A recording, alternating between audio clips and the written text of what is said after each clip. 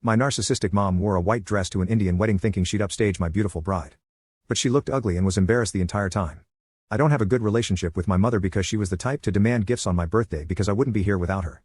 For 18 years, I never got to open presents myself. Every event, from my games to graduation, was always about her. I always felt like my life and achievements were just an extension of her accomplishments. I think I suppressed my resentment because everyone around me always acted like this was normal. I didn't know how to cope with this, so I just tried to get as far away from her as possible. I applied to the furthest university I could realistically get in, and stayed far away because any time I had to go back home, it was the same story. At university I was lucky enough to meet Pia, and for the first time I started to like who I was. I didn't feel like I had to hide or play down my accomplishments, or even my failures.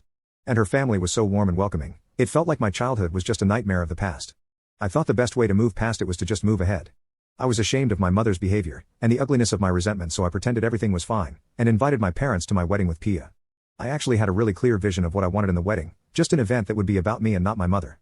These suppressed feelings led to me unfairly lashing out at Pia when my mother tried her old tricks and asked to wear white to our wedding. At that moment I forgot white wasn't the bridal color in Indian weddings. I just felt a cold sweat that another precious moment would be hijacked by my mother. Pia and I got into a fight about her letting my mother wear white, but she said it was okay because there was no way a simple white dress was going to outdo her wedding look. And for a while, everything was fine, until unwanted memories kept invading my head.